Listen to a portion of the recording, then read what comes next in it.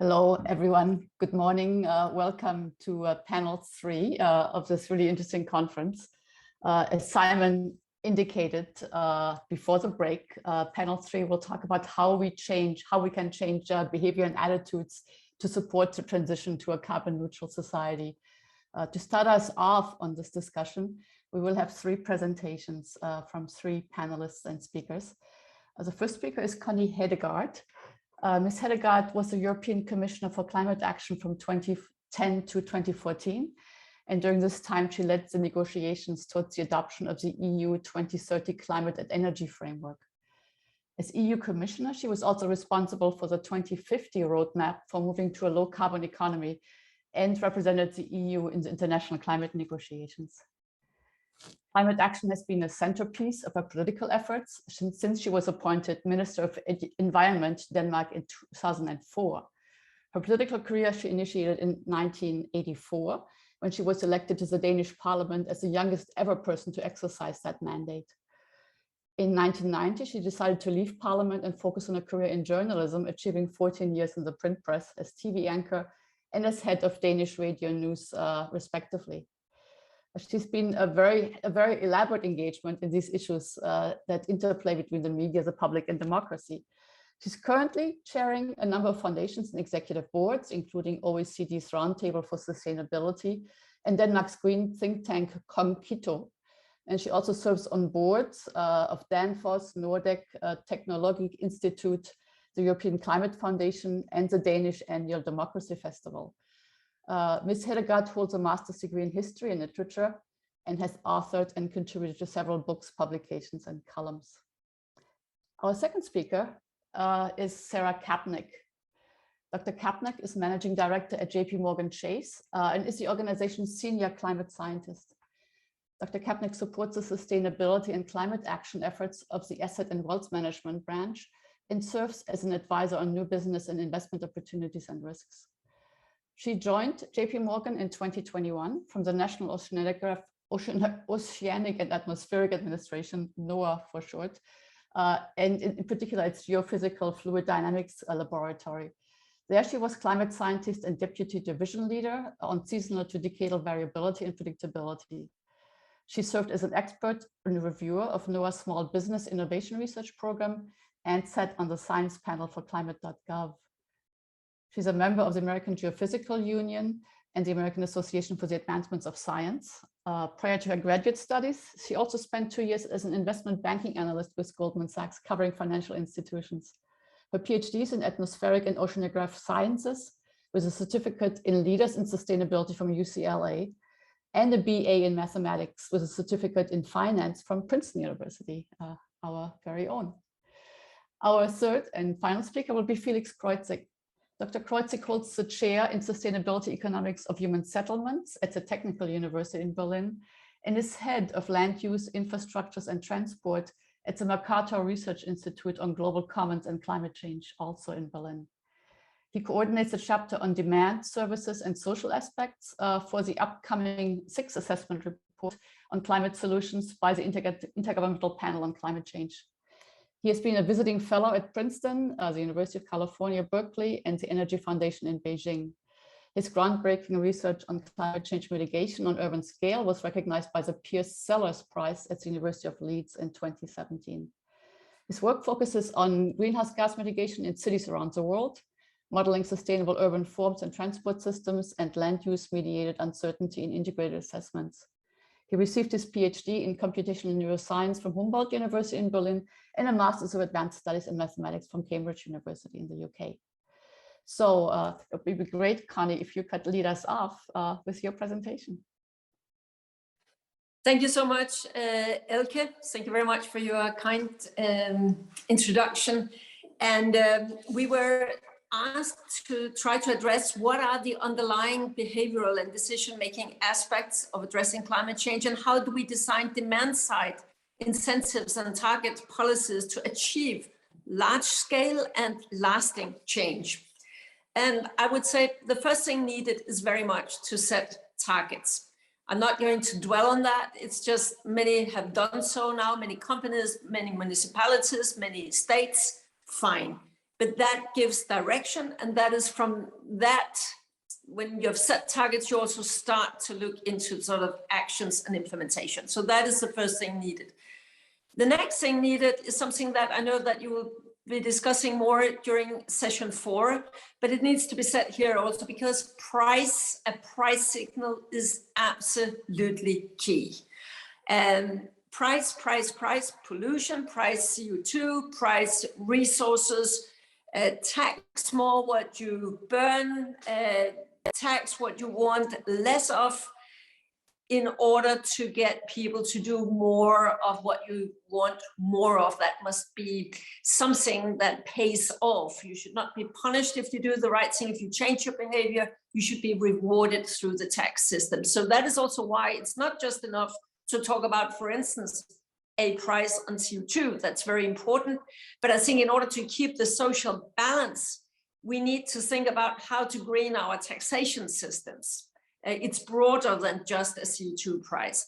Does the way we tax things, does the way we legislate, does the way we take decisions bring us closer to the targets we have set, or does it do the opposite? I think that should be the essential first question that we ask in the 21st century before we construct tax systems or legislate or make bigger decisions. Then yesterday, I, of course, followed what was going on with Russia and Ukraine, as you all did, I'm sure.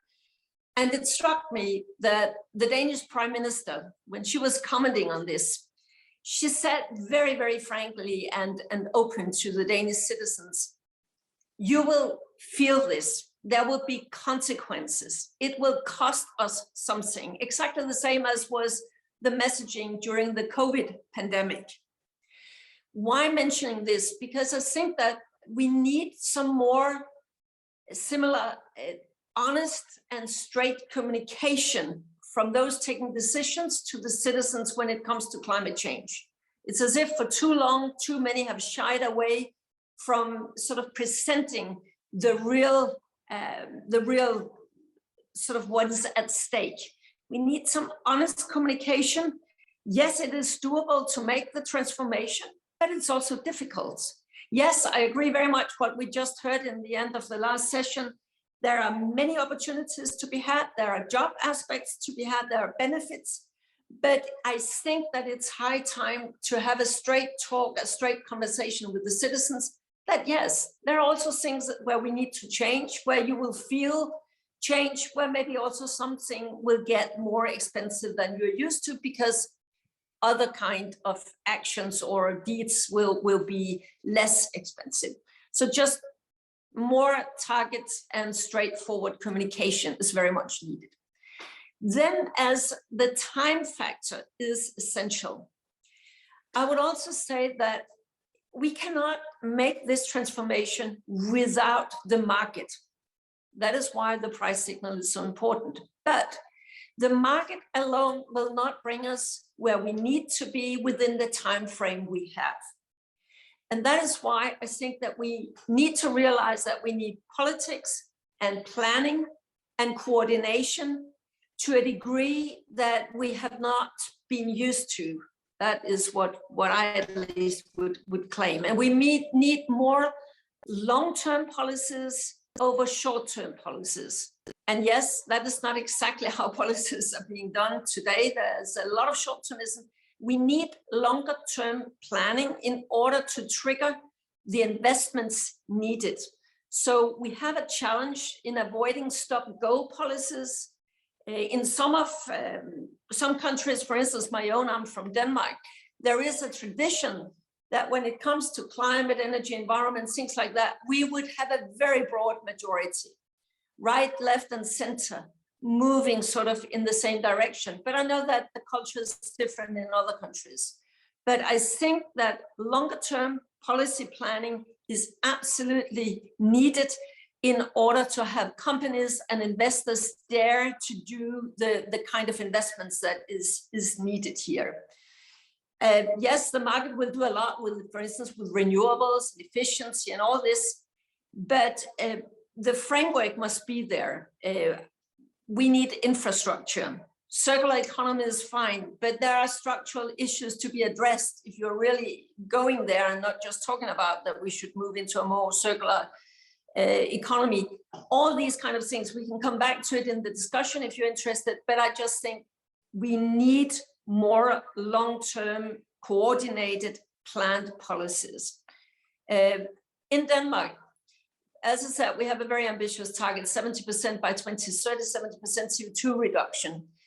We had 13 climate partnerships with all the key actors from 13 different sectors, sitting there with the top CEOs from the respective companies, defining for each sector, if we're going to deliver and live up to the targets, what is needed? What should the policymakers do? What must we do better ourselves? Where are there some innovation needs? That gave the policymakers a lot of input as to how they could design better policies. So I think that it's not just a question of having different policy levels to coordinate better between them. It's also very much a question of public-private partnerships. It's absolutely essential. Now, here I think we come to one of the big challenges we have, because we need to prioritize across silos and sectors. I guess that most people that have been dealing with this would say, yes, of course, we need to get across the silos. But the way we have organized our systems, our administrations, our governments, that is still very much silo-centered. So how to really modernize that so that we are fit for purpose, so that we actually can cope with the challenges. The will is there, I will claim, but it is really, really difficult for our societies to agile enough and fast enough to make the big decisions and to handle the complexity. And there I would say one thing also to the scientific community and to the universities and knowledge providers. I think that policymakers really need help to be better informed before they make decisions, not just when it comes to the natural science, but also on how humans react, the behavioral aspect, the sociological aspect. I think we have seen during the pandemic how also the humanities have a lot to offer. So I think that our climate change challenge is also challenging the universities and the way sort of knowledge is produced, but also the way knowledge is being disseminated and brought into play. And Elke, just a few final observations. I think, of course, also digitalization is absolutely key. I don't know how you see it. I often feel that you have somebody sitting here in a green silo here, and then a lot of people here knowing a lot about digitalization, the potential in artificial intelligence, big data, what have we. But often these two things are not coordinated and mutually supportive as could be. I think there is something to work on. And then when you ask how do we design demand side incentives, again, of course, price is important, but I would also say we cannot avoid standards, some kind of regulation. The front runners, they will make it, but the bulk, how to carry the bulk here, standards are important. And I would also say we could use the public spending, public procurement much more strategically in order to pull to the market faster new innovative solutions. Second last point, investments, of course, are key here. And that is why when we're talking about the taxonomy, the criteria for what is a green and what is a black investment, to make that transparent, to put up some criteria there, and to make it so transparent that civil society can also sort of follow and track whether are we actually investing as green as we claim. I think that is absolutely key. And final point, that is on civil society. I think that if we must change. Yeah, it means something that we are not treated as economic idiots if we make the green choice over the not so green choice, the sustainable choice over the rest. But I also think that it is absolutely key that people, the citizens, can see themselves in the solutions.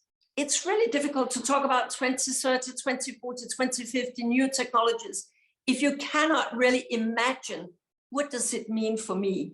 So I think that business has a huge task there in showing the creative, the smart, the innovative solutions. I think that is key, because if not, I would fear that the whole climate discussion could end up in further polarization, and the policymakers would not dare to make the decisions needed. Very last point, at the core of all this is, how do we define growth? I think that we will have growth in the decades to come, but we need to define better what do we mean by growth in the 21st century.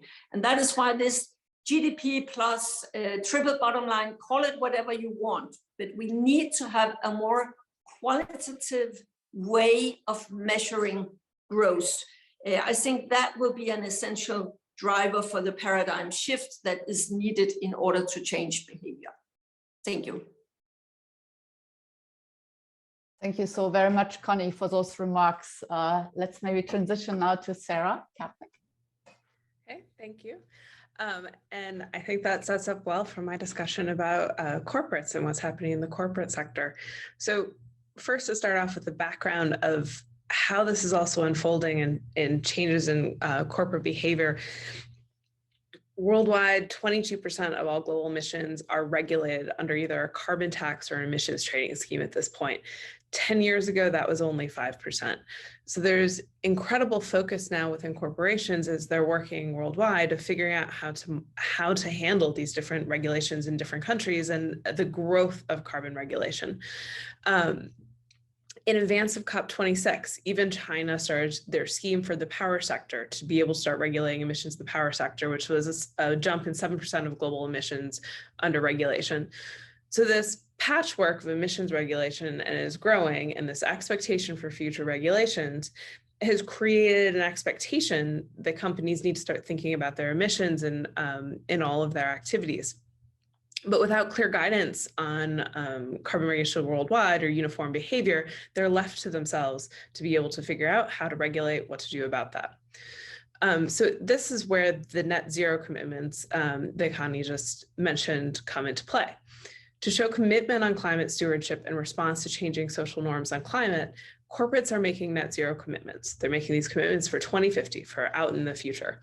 But then is coming now trying to figure out the action of how to get there. There have been some structures that have been created in global bodies that have tried to bring companies together. For example, the Glasgow Financial Alliance for Net Zero was launched in April 2021. Mark Carney, UN Special Envoy for Climate Action and Finance, co-chaired it with Michael Bloomberg. This group brought together financial institutions to create a goal for net zero by making sure that all of the money in the system would be aligned towards a net zero goals. So this includes banks for financing, asset managers and owners for investing, insurers, stock exchanges for creating green products, credit rating agencies for the ratings of firms and understanding of their greenness, as well as audit firms for the creation of standards and reporting around carbon and getting to a net zero world. This alliance has currently roughly 450 financial firms across 45 countries with assets before the market closed yesterday where the market dipped, but assets of around 130 trillion.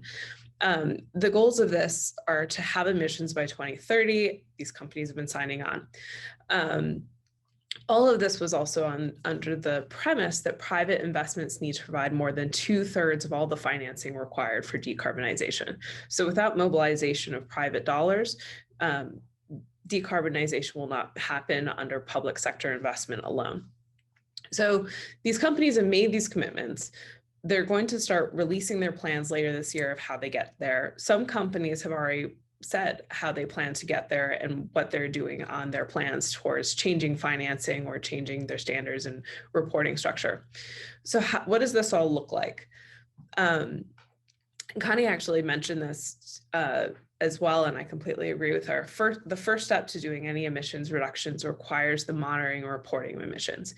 You can only manage what you measure. This is why audit firms and credit agencies are engaged in the Glasgow Financial Alliance to Net Zero it's because you need to start reporting and tracking emissions. Emissions reports are likely to start moving from these more voluntary sustainability reports to actual financial reporting worldwide, placing them on annual performance importance at the same level as financial importance. This also raises the bar to be able to verify them, have transparency and monitoring of emissions, that it will need to be audited the same exact way that it's audited in the financial performance. So the first step, monitoring reporting.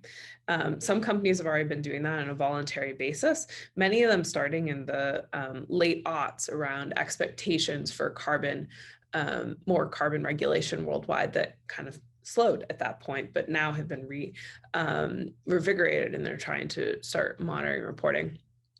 So some companies have, others are still in the process of trying to figure out their reporting structure. So first, reporting. Next, there need to be projections to adhere to. So scenarios for alignment of reductions are adopted from groups like IPCC, trying to actually take the emissions reductions that are in science, but that requires a lot of expert technological understanding of how to translate emissions pathways of the future into actual sectors or company performance. So corporates are also looking at often at International Energy Agency's scenarios that also provide scenarios for different sectors, looking at the guidance for reducing emissions in specific sectors and overall investment portfolios about how to reduce emissions.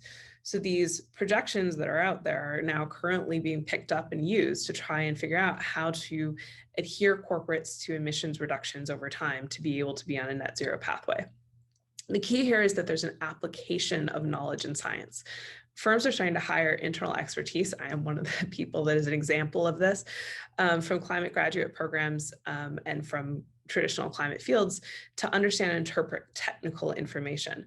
There's a realization in corporate in the US and also in my discussions in Europe that you need technical expertise in-house to understand this climate information. It's not something that can just be picked up from easy, quick, basic learning on this subject. And so there's an influx of climate experts into corporates to be able to figure out how to adhere to these projections going forward. So in the next year, I expect that more and more corporates are going to start saying what their plans are and how they're doing it. Next phase of commitments by firms, there's also employee action. Social pressures within organizations are also pressuring to do things, to be innovative around how to reduce emissions. There are these trends with employees, especially early career, wanting to work at a place with climate goals. And that is also has been accelerated within corporates trying to figure out how to reduce emissions as well throughout their ranks. A next stage trend that we're seeing is supply chain. As emissions are reviewed, many corporates are also finding some supply chains are actually difficult to monitor for emissions. They're consolidating their sources to be able to monitor and improve impact. Part of the reason for this is that supply chain emissions can be 11 times higher on average, according to Carbon Disclosure Project, versus actual operational emissions. This is playing out in many corporates that have commodities-based products, particularly with deforestation. Deforestation and agriculture are hand in hand in trying to figure out their supply chains and their uses and where things are coming from and how that's impacting deforestation has been a piece of that emissions reductions puzzle and supply chains. Next, I wanted to comment on asset management owners and investments.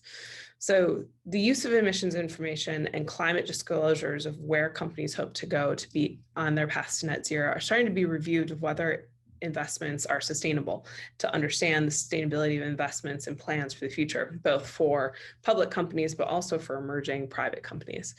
As Connie also mentioned, new regulation on measuring impact from Europe is also driving how impact is quantified in investing. Particularly the EU taxonomy is leading the charge on this of how to start monitoring actual impact of actual emissions reductions or build out of renewable energy or other impacts on climate.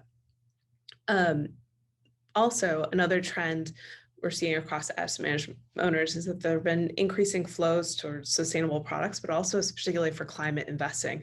In the last year, since I've even been working at JP Morgan, I've seen this shift from traditional thoughts of climate investing was just clean energy and electric vehicles towards now also understanding that it's everything that is required to get to net zero. Beyond that, it's reductions in emissions through energy efficiency and reduced demand, new processes for chemical creations for bio-waste or air, or taking carbon out of the air and water itself over oil and gas sources for industrials, as well as changes in agriculture.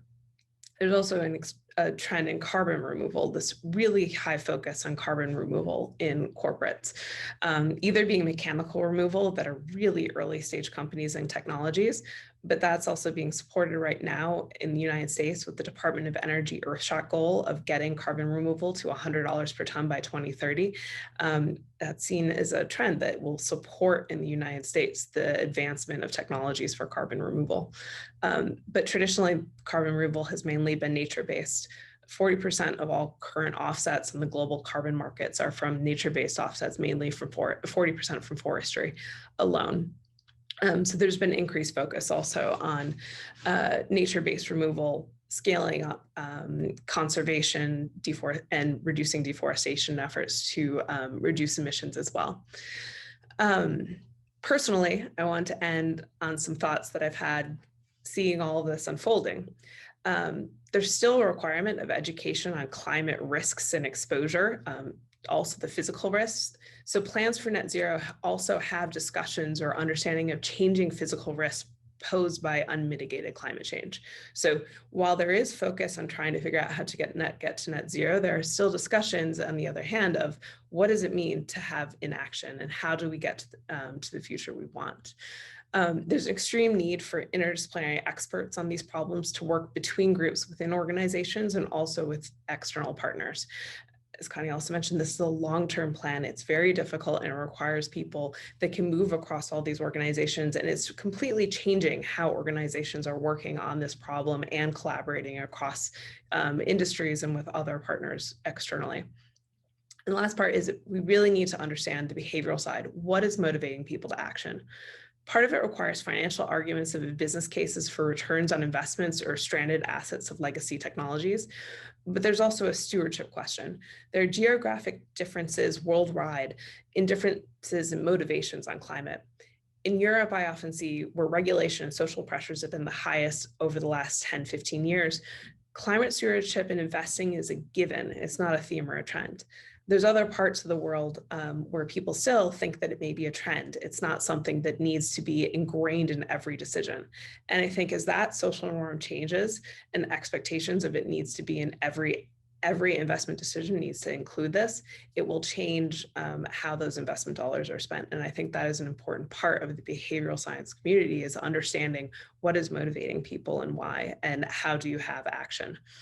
And the last thing I will say is that the net zero problem and what we see and how it's being done in investing in finance and corporates is that we need this optimization for many different things. We need optimization for energy security, for cost, for climate action, and even climate adaptation. And I think this challenge, by having all these many things that are being optimized, requires engagement across the policy, the corporate sectors, to be able to understand the path forward. So thank you. Thank you so much, Sarah, for your contributions. Let's switch over to our last presenter, Felix. Thank you. I would like to start to add some notes on the demand side. That means focusing on the energy end use and the contribution that energy end use can make to climate change mitigation.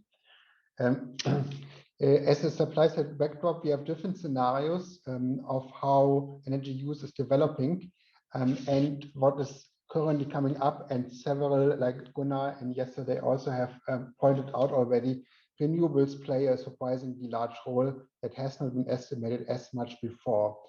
So we see on the top left, the black line is the historical learning rate of technologies, specifically solar and wind, and the red dots are the assumed learning rates by historical scenarios. And we see that there's scope for new scenarios to model the historical learning rates. The top right is equally interesting. It depicts the learning rate of technologies as a function of their size. And the finding here is the smaller units are learning faster, which is not so surprising if you think about it, because smaller units means larger turnout of units. So there's more scope for learning. And smaller units are also those that apply on the end use, such as heat pumps, for example. And of course, like the example of solar PV has been mentioned before. So that motivates a focus on end use technologies. And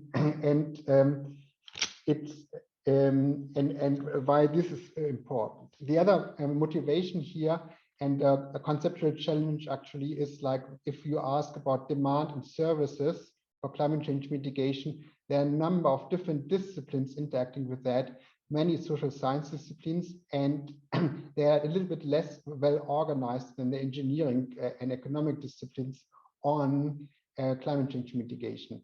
So one of the first tasks here is to scope the literature and to organize it, for example, in meta reviews to find actually out what it's saying as a background. So first question then is, what can demand-side solutions contribute to climate change mitigation? And the main finding here, looking at more than 700 studies of mitigation potential at the demand side here, categorized according to building, transport, food, and industry, finds that between 40 to 70% of greenhouse gas emissions can by 2050 be addressed by demand-side solutions. And these solutions involve social behavioral change, but also infrastructures and technologies. In fact, arguably social behavior change and infrastructures are very closely related and in some cases can't be thought without each other. And so it's not so straightforward to just think, oh, we change behavior, but it's really about also changing underlying infrastructures to enable low carbon behavior. A main other point is that this involves changing lifestyles, and the question, of course, is what does it mean, how to evaluate in terms of quality of life.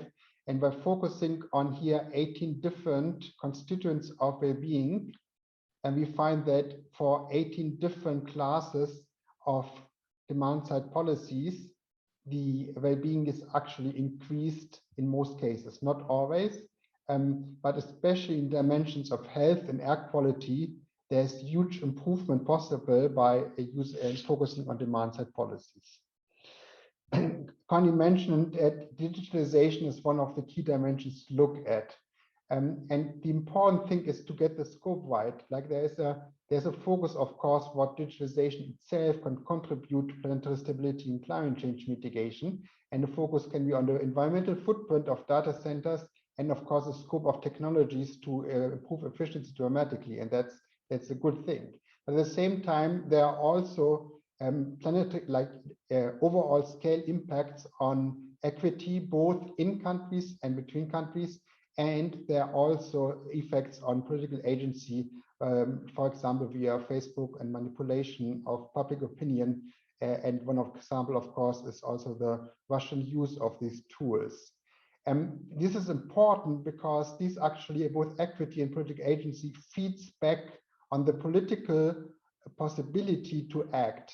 If there's huge inequity, it's much harder to have the social trust to find policies. This is empirically validated, and the same is true for political agency. Polarized societies find it difficult to act.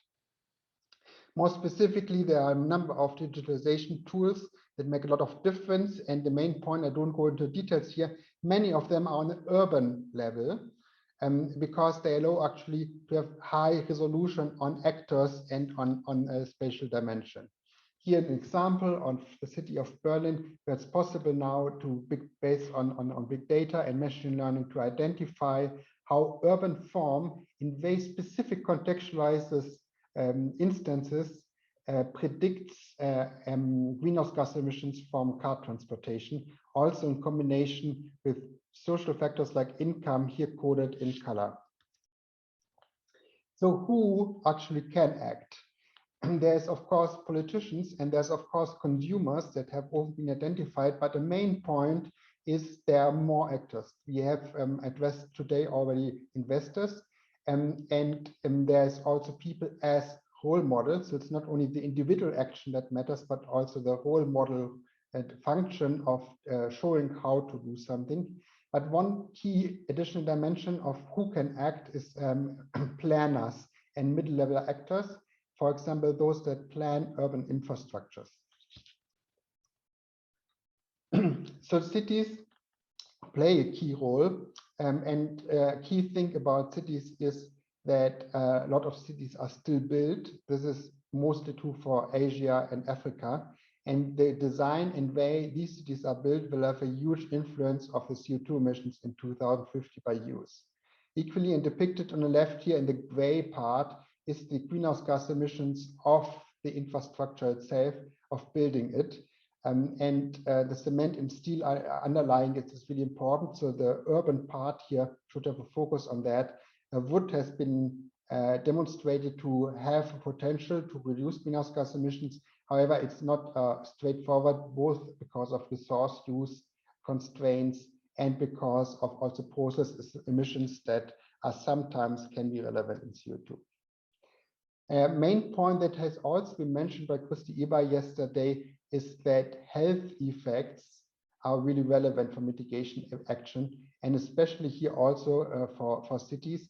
We know by now that designing cities in a low carbon way also makes them much healthier, and that can be monetized in terms of a reduced expenditure for the health system. Another example from transportation here is that the sharing mobility can make a difference, but not necessarily. So like the small micromobility is better than conventional modes of transportation, but it's not without its own footprint. And the important thing is that you see the different colors here between green, pink, and gray. And the different colors code here for occupancy, like how many passengers are in specific vehicles. It's very clear that the modes of transportation, automobile modes of transportation become efficient once ridership is higher. And this really emphasizes the role of shared, pooled mobility. And models have shown that designing cities around shared pooled mobility preserves the flexibility of private mobility, but makes it so much more efficient to easily, and even without technological change, save 1/3 of greenhouse gas emissions. On the building level, the important point here is the number of interventions. And of course, some are monetary and some are by design, information, and feedback. The key insight here is that designing these instruments in combination realizes a synergy effect. For example, on the top right, you see that monetary incentives, motivation, incentives, and feedback, they have notable effect on reducing greenhouse gas emissions, and they work more than expected from adding just the single effects. Consumption-based options are many. Here are 60 different analyzed in the meter review. What I would like to emphasize here is that from an individual point, transport looms large. And we know that also from other studies. It's both aviation and private mobility, and that here are the largest possibilities from individual point. And of course, I mentioned it before, it depends mostly very strongly on infrastructures, because if you're living in a car-dependent suburb, there's hardly a choice to switch to other modes of transportation. One important point is that this kind of perspective requires a new view of point on terms of how to analyze things.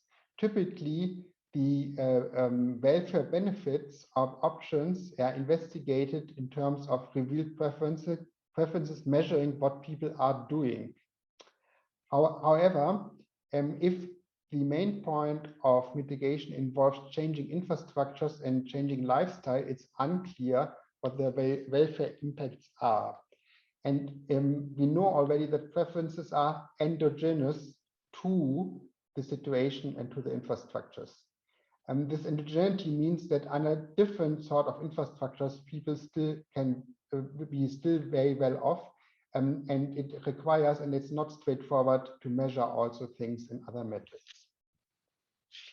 So let me conclude by asking the question, so how we can change policies, behaviors, and attitudes. So the starting point, there is actually large potential on the demand side by making services more efficient. That's the starting point, and it needs to be emphasized, because without that knowledge, there's of course little emphasis to go into that. And the second thing is social movements are central to shift policies. It's really also thanks to Friday for Futures that a lot of things are moving forward. Another important thing is that middle-level actors matter. This is like urban transport planners, building level professionals, or even restaurants owners, like choice architectures in on the menu, like how to design menus, are really important to change and incentivize diet shift. These can all take up a central role, and they can do it by, and I just mentioned it, choice architectures, and on the physical side, the infrastructures, for example, street networks and street allocation, who can use street for what purposes. And another key focus is to combine monetary incentives, which are of course crucial, with information feedback and positive motivation, in a technical term, to add other instruments to increase the price elasticity of these price instruments. Thank you. Thank you so much, Felix, for your contribution. So across your three presentations that introduced really the broad range of stakeholders and therefore actors that we have in our transition to the carbon neutral society that we need, you talk about lots of different behaviors and attitudes that need to be changed. It's not just the general public, but it's really sort of actors at all levels. And I think that's an important point to make. There seem to be three themes, and maybe I could sort of address one question to each of you around those themes. The first theme has to do with coordination. Clearly, it's an all hands on deck challenge that we face. Every sector, sort of every professional has a role to play in it. But then the question is one of coordination, and I think Connie sort of raised that first. Coordination across the public and private sector. And civil society, but also across sort of technological sectors within that, across policy instruments. And we need that coordination to get the synergy between these different policy instruments and other interventions and also the speed and scale of change. Sort of coordination is absolutely critical. So I'm wondering if I could ask you, Connie, maybe to reflect a little bit on what kind of institutions, maybe new institutions or changed institutions, are needed to provide that kind of coordination, either at national levels or at more local levels or international levels. And can you maybe provide us with some good examples or some bad examples? Well, that's a tough one, but I think that one of the main issues right now is that in many countries, in many cities, the will is there, but the individual civil servant or the individual politician simply does not know how to handle the complexity.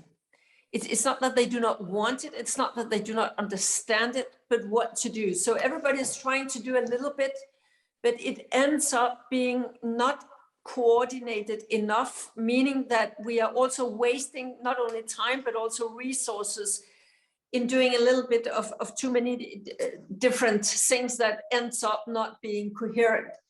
And I wondered, back in the 1960s and 70s in Denmark, for instance, when we sort of built the welfare state, we had in the finance ministry an office, a strategic thinking office, which sole task it was to try to sort of, use the long-term light, really to understand what are the trends, what are the perspectives, what do we need to be prepared for.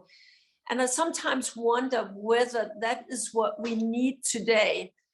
If there were sort of entities where you took really specialists and experts from many different fields in a strategic group that was sort of taken away from the day-to-day business and all the things that disturb minds, and take up a lot of energy. Whether, that would be the way people would do things in companies. If I can give you an example, I'm on the board of one of the biggest Danish production companies, Danfoss. When some years ago, they really wanted to do digitalization, they ended up having 250 people employed. They put them in the same space and they said, you have now 2 years, but 2 years from now, we want to have digitalized the whole international company. And that would be the way you would embrace big challenges like that in business. And I wondered whether there would be a model for that, for instance, finance ministries.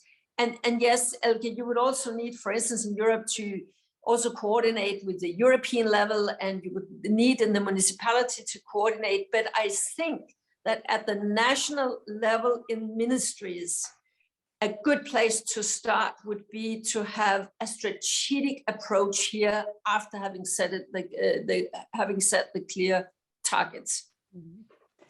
Sarah, do you want to maybe add something on that topic from a corporate perspective? Yeah, I completely agree. The complexity of this and the expertise that is needed requires collaboration across many different backgrounds. And from my own experience, having been in finance, then in science and academia, and then finance again, the things that I held dear as known and understood and just common knowledge in science did not translate to the corporations and the clients that I have. And there's an education process in figuring out then what are the solutions for the path forward when we bring together groups. And so this discussions across groups, but also the need for people that can do that cross interdisciplinary collaboration is the major part of the challenge to building these types of solutions that we need. Mm-hmm. And maybe Felix, very briefly, sort of at more local levels. Yes, perhaps cities are quite interesting because it's very administration focused. There's a lot of administration going on in formal processes and often little capacity to really think about larger scale changes. And it may be important to have instances or organizations that coordinate between cities and provide the technical tools and insights. But it's not a straight way forward, and the question of who is a key question on cities. Mm-hmm. Thank you. Then sort of the second theme that emerged in your presentations is this notion of metrics, whether it's carbon emissions, but also then targets, the net zero commitments that we see sort of all over, both in the public and the private sector. Now, the nationally determined contributions solution of the COP Paris agreement sort of was, in some sense, is a similar kind of instrument. Sort of, we set ourselves a target, and the idea is it would ratchet up, over time. It would be a race to the top, and yet, many times when we do that, we actually also see races to the bottom. And so I'm wondering, is sort of maybe Sarah, do you want to maybe start us off by sort of maybe reflecting on how we can make sure that these net zero commitments actually sort of will first of all be realistic, will be verifiable, and will be verified, and will result in a race to the top rather than a race to the bottom. Yeah, I think the commitments have been made and they've been made out to 2050, but the next phase is how are we going to get to those commitments, and what are the paths that we want to take to get there, in terms of how are you going to monitor it over time, but then actually starting to show action about getting there and trying to figure that action. And I think people that have signed on, they all want to do good, but they don't yet know all the ways that they will get there. And part of the problem is that there are still many unknowns for technology.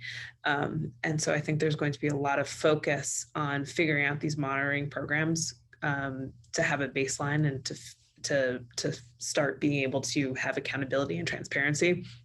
But the next stages will be very solutions oriented and thinking through the solutions.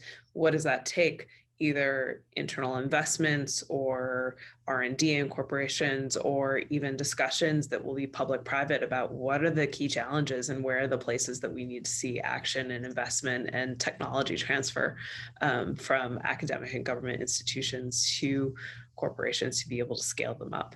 And I think that's starting on some of the really big challenges of storage and carbon removal.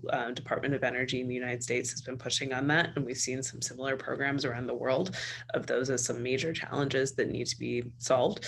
And I think it will only continue as those big problems get solved that we're setting on the energy sector. That will then shift to other sectors that need to decarbonize as well. Mm-hmm. Felix or Connie, do you want to add something? Yeah, shortly on cities. The interesting thing is, I mean, we see measures and targets on carbon reduction and a mismatch of policy instruments and measures toward these goals. So the city of Berlin wants to reduce emissions 60% by 2030. Measures, it's really ambitious. The measures are totally inadequate to reach that. So it needs to shift towards evaluation of the tools that are available to have much more focus on that dimension. If I can add, I think that one of the things we need to be better at is to share best practices. I mean, one of the big challenges is to have the innovative technologies developed sort of fast enough. And we should be better at pooling resources and working together. Much too often you see, you know, one municipality, they think they have found a fantastic new idea, and they don't know that 50 kilometers away, some other municipality tried that 5 years ago, and maybe it worked, maybe it didn't. But I mean, again, digital communication and things like that should help us to shortcut and work more together in order to shortcut to the best solutions. And then I think that the comparability here, having set the targets of transparency, is key also for civil society to acknowledge the role we have in naming and shaming, in making it politically dangerous not to deliver. I think that one of the big agendas for the next few years, that will be greenwashing. People saying that they have set all these nice targets, that they want to do things, but not delivering. So I think that to have comparable methodologies, that is a strong way for civil society to play its role. And I think it's key because, as I mentioned before, my biggest fear right now is that we risk ending up in huge polarization. If we talk about all these nice things, no sliding back, a lot of COP language, things like that, Paris Agreement and everything, and then people see that it is just nice words, but it's not being followed by real action, then I would really feel that our societies could break even more on this.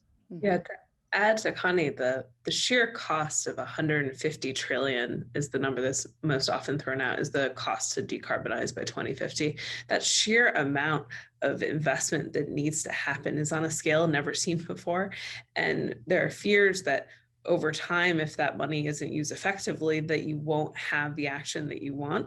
But also, if there isn't planning around central planning for how that money gets spent too, that you can have inflation or other issues that take us off track. And so that's why it's so critical to have these real discussions that Connie also said of what are the challenges to doing this, and then figuring out the most optimizing how to make those decisions and execute them. And Elke, if I may, that's why planning. I mean, I think as probably also Sarah, we are very much aware that planning is not a very fashionable word. You know, people say, no, leave this to the market. But I mean, you cannot fulfill all the nice pledges here unless you dare make sort of the groundwork and plan things in a decent manner, or you will lose taxpayers' money to a large degree, or your consumers' money. So planning, I think Felix was also mentioning it, planning in the municipality, planning infrastructure, planning things.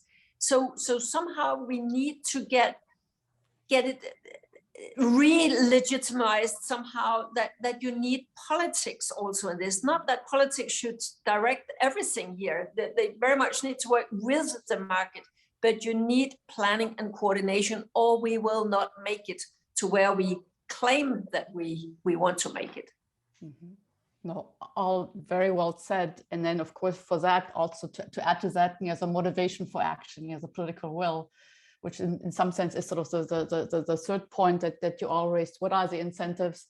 The point that the incentives clearly come from the market, prices as well, but and there are many other ones that are in play, and it can be used in a synergistic way to the other ones. I think the idea that we have different pillars of policy, and market-based policy is just one of them, but sort of as you say, sort of government action and mandates and social incentives, social norms, shifting norms, and that those need to be all employed in a synergistic way. There might not be first best solutions, but second best solutions for second best world, because we live in a second best world. And the most efficient solutions don't get us there, sort of in time and at scale. I think that sort of comes out of your remarks. I think we should switch to questions from the audience. Let me maybe sort of read the first question from Bob Cohen.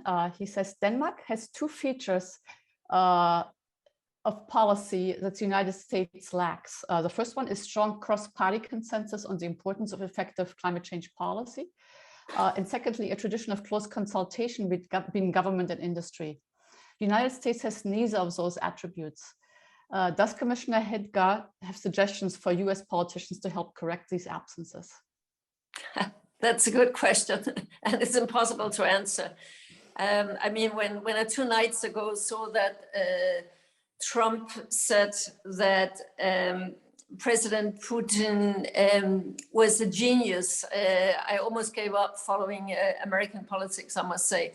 No, I know that it's not bipartisanship that is the fashion of the day there, but I think that you see a lot of good examples out in cities and states in the United States. And I also think that the big companies, the CEOs of the big corporations, I really think that a lot of business people, they get this these days. So I think that maybe the pressure could come more there towards the parties, but I'm not naive. I know that at the federal level, it's extremely challenging to have more sort of longer term and not the stop-go policies that I want against.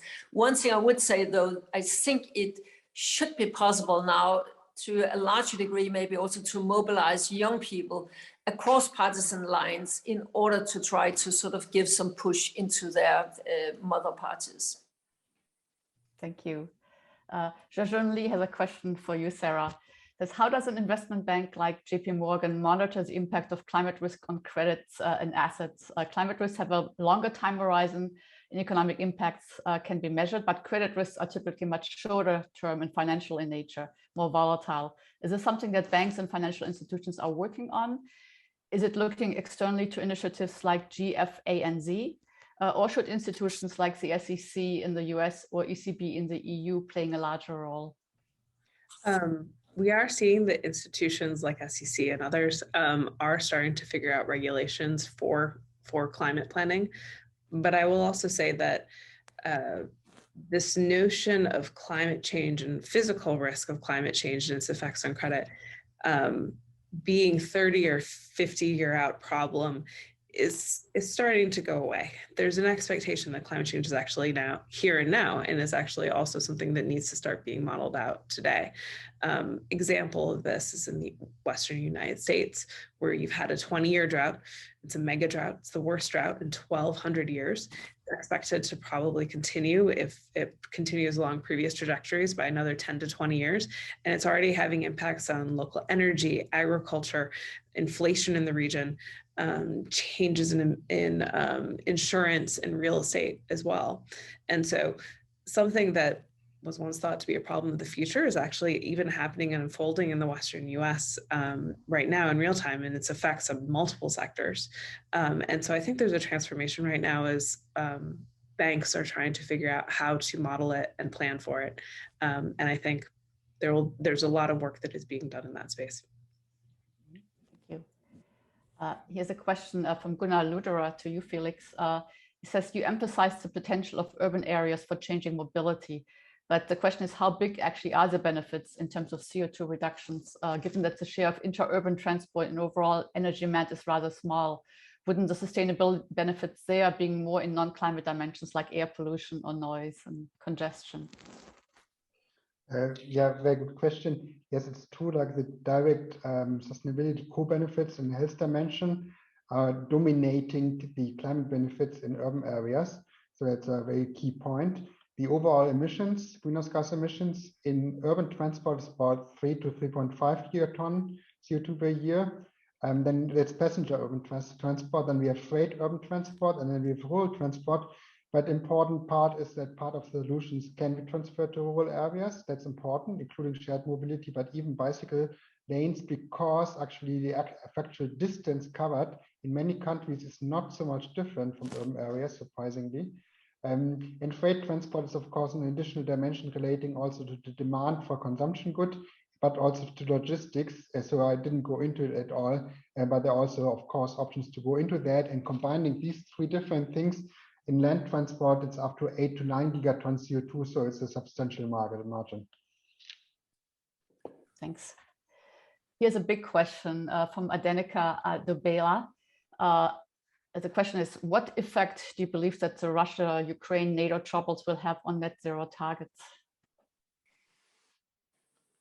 Go ahead, Connie. Do you ask? Yeah, okay.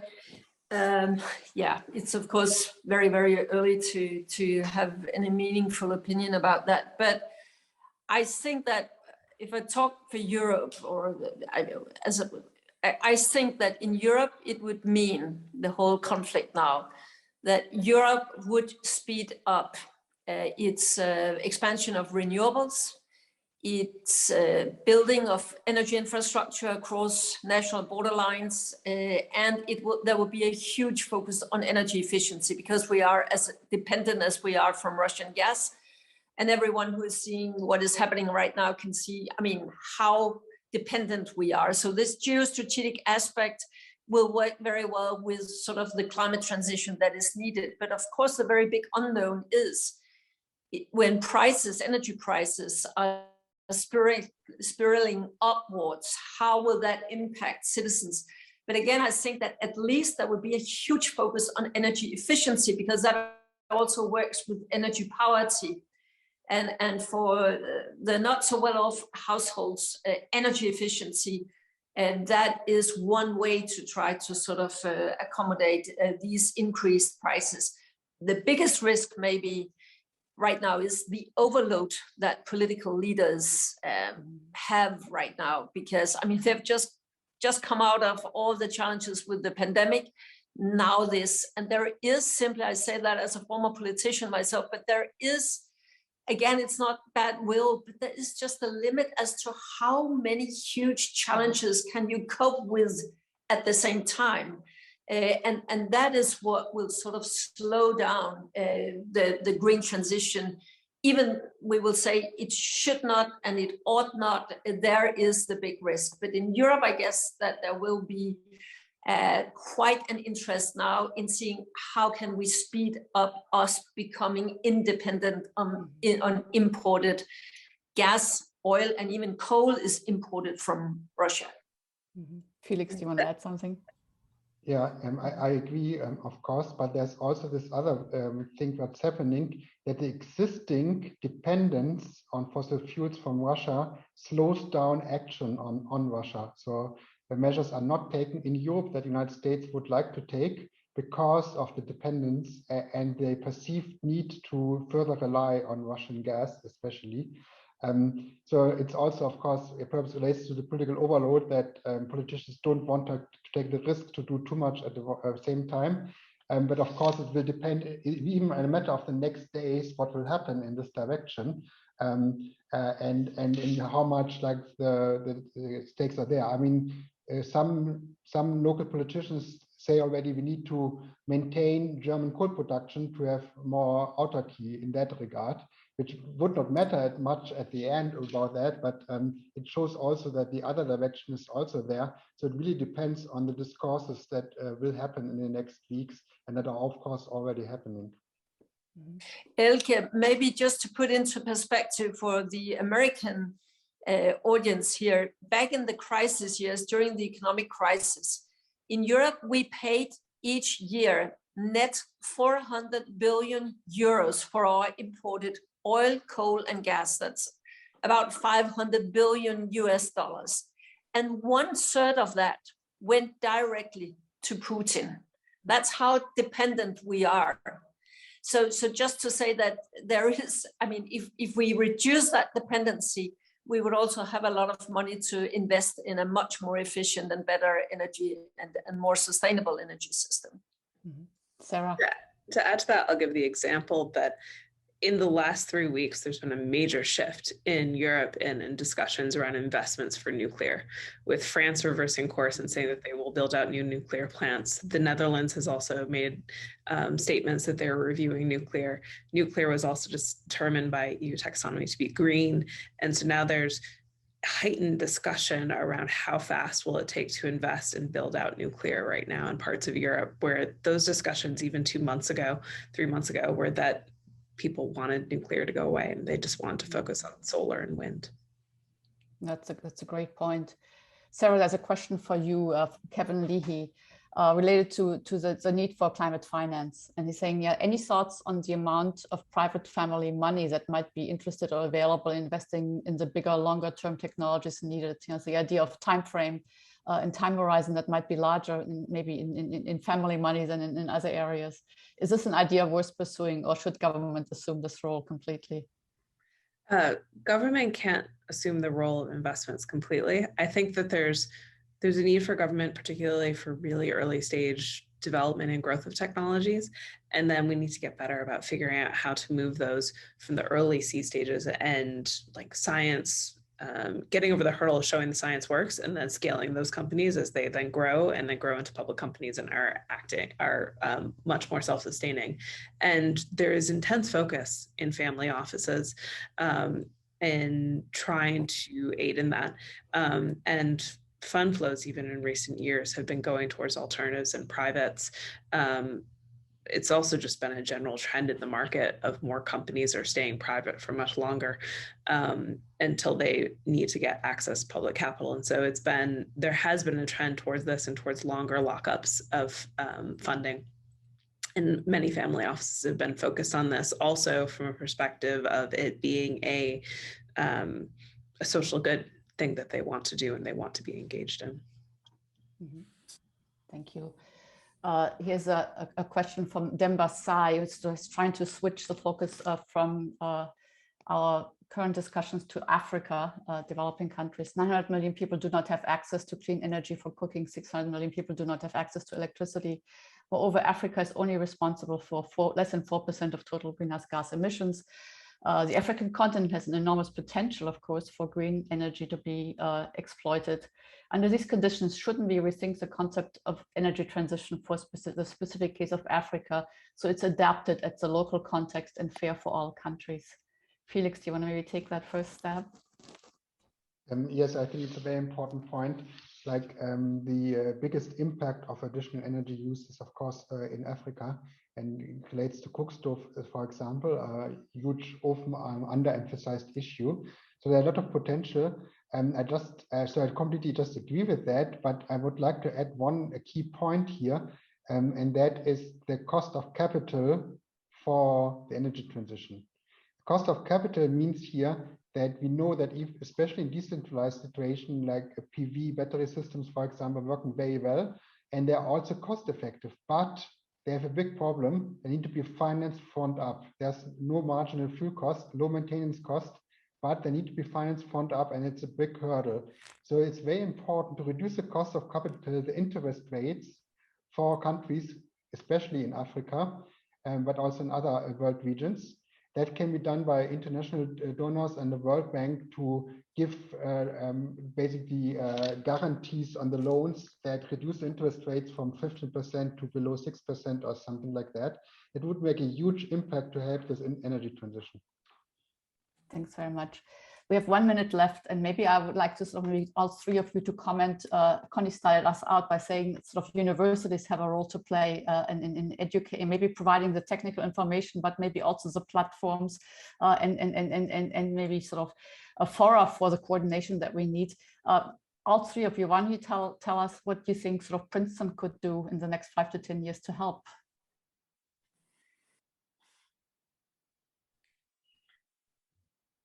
Well, if we have 60 seconds to share, it will have to be a very short answer to a very, very complicated question. But I really think to be very much mindful of the interdisciplinarity and to bring knowledge to play. Honestly, I think that often American universities are much better at that, and we often are in Europe. But I think policymakers, decision makers, they need updated knowledge. And you can say, don't they get that from their experts in the ministries and things like that? But my question, my answer is no, not as much as they used to, because the systems are overloaded. So sometimes experts and researchers, they should be mindful that the knowledge that you have publicized that is out there, don't expect it to be in front of decision makers when they need it. So somehow we have to change the cultures within universities so that we go out and make our knowledge sort of applicable when somebody needs it. And that's an additional workload, yes, but I think that it is very much needed in order to make that better and more solid decisions. Yeah, adding to that, it's interdisciplinary and systems thinking. It's this ability to understand different fields and be able to synthesize and put things together to figure out the solutions, and then have this collaborative environment to figure out how to do that. And I think Princeton, having been an undergraduate and also having had graduate students and postdocs there, I think does one of the best jobs in the country on developing these interdisciplinary thinkers. But I still think that there's work to be done to make sure that someone that is completely focused on economics or public policy has sufficient science to understand climate and the climate issues and how to bring those all together. So I think that continuing on this path of interdisciplinary and systems thinking and collaboration is a strength of Princeton historically, but it needs to be drilled down into hopefully every undergraduate going forward as one of the biggest challenges that will be faced no matter what field I think someone enters after they leave. I can just follow suit. I think actually Princeton is a role model with the School of Public Policy, with a public policy focus. And that's something we would like to try to do in Berlin too. Public policy schools focus on climate change. Perhaps one thing to add on, additional expertise can be brought in. So for example, on the nuts and bolts of the specific transitions from heat pumps to infrastructures to transport planners, to the more specific engineering parts, for example, that may look very fine-grained, but at the end are very important to have them part of this public policy schools and the interaction with the policy decision makers, decision makers, and also others. And Elke, sorry, if Princeton within the next 5 years could incorporate sustainability in the curriculum when they teach economics, that would be a great help to the world. I second that suggestion. Thank you so much to all three of you for your expertise that you contributed to this panel, to this conference.